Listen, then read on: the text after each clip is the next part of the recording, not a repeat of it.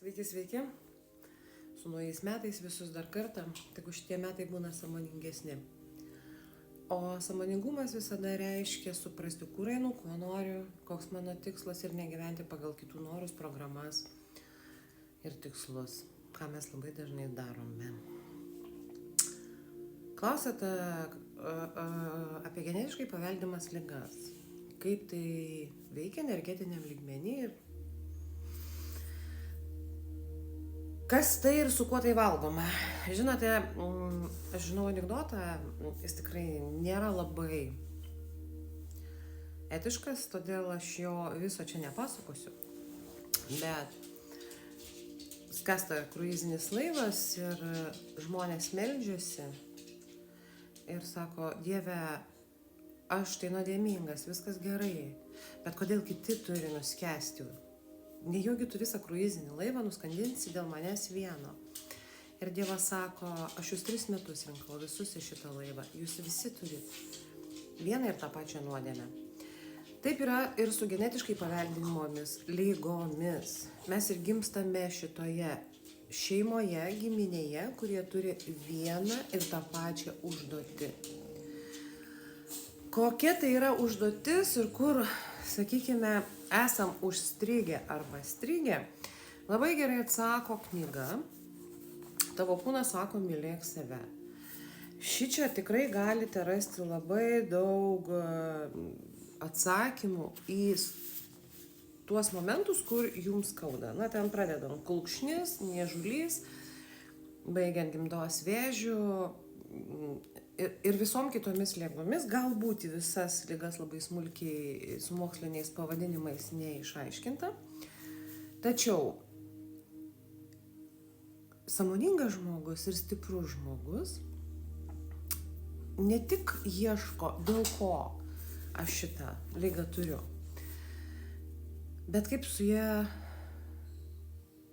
būti, kaip ją įveikti, kaip atsisakyti jos, aš net nesakau atsikratyti. Psichosomatikai, tie žmonės, kurie studijuoja psichikos dėsnius ir psichikos ir sveikatos santykį labai gerai žino, kad keičiant mąstymą keičiasi ir sveikatos būklė. Taigi, atrasti atsakymą, dėl ko ir ką jūs turite padaryti. Na, pavyzdžiui, kaip pavyzdys. Man viršsvoris. Ir yra toks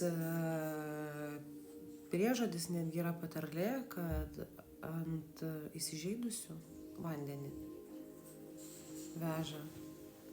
Žmogus atrodo pats netgi kaupia vandenį, jisai sako, aš geriu tik vandenį, o nuo jo stambėju.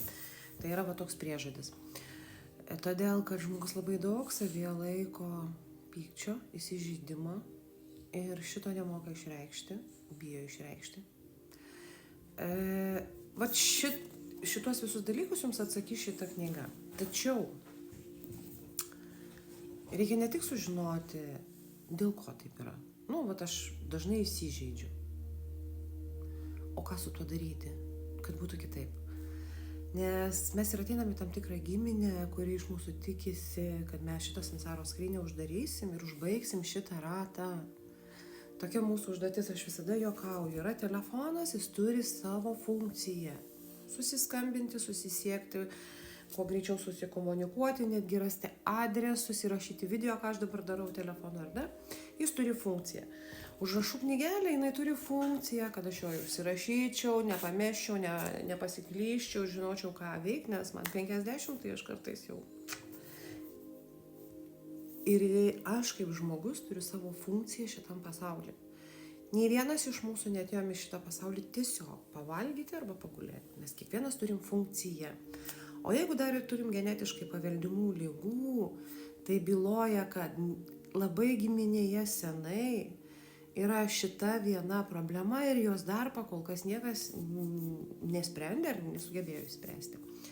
Va šitoje vietoje reikalingas palydovas. Todėl, kad mes dar turim ir protą, o protas mūsų yra labai atsargus. Jisai sako, čia tik reikia biškį pakentėti su šitą ligą. Truputėlį išgerti vaistų, truputėlį pasioperuoti, truputėlį pasiskūsti, bet jisai mūsų saugo ir jam padėkoti reikia iš tiesų už tai. Nes jie esate turbūt pastebėję tikrai ne kartą ten, kur skaudu ir pradedat eiti, protas iškart mus migdo. Sako, ne, ten skaudės, neik. Geriau po truputėlį kentiek. Tai va čia padeda psichoterapeutas ar mentorius ar coacheris, tų pavadinimų tikrai apstu, gyvenimo palydovas. Kas tik norit, jų tikrai labai yra daug. Bet vat šitoje vietoje būtent terapeutas, sakykime, mano specialybė psichoterapeutas, jis užduodamas tam tikrus klausimus, jūs išves į kitokį mąstymą. Žinau tokį priežodį. Nereikia keisti gyvenimo. Reikia keisti mąstymą. Vat, kai mąstymas keičiasi ir sveikatos būklė. To aš jums ir linkiu. Aš manau, aš atsakiau, kaip tai veikia energetiniam lygmenį. Kodėl mes turime paveldimas ligas. Ir labai trumpai pasakysiu, todėl, kad mes visi turime tam tikrą giminiai, sakykime, ar ne, močiutė, mama, aš, mes visi turime tam tikrą užduotį. Ir į giminę ateina ta balta varna, dažnai mes taip vadiname juos, keistas žmogus, mėsos nevalgo, medituoja, švenčių nešvenčia, jūs jiems padėkokit. Jis atėjo į jūsų giminę tam, kad iššliuopti giminės problemas. Tai jo sena siela, stipri siela ir jinai turi tam tikrą užduotį. Galbūt giminės užduotimi esate ir jūs. Apkabinu ir jeigu reikalinga asmeninė konsultacija, profilyje yra telefono numeris.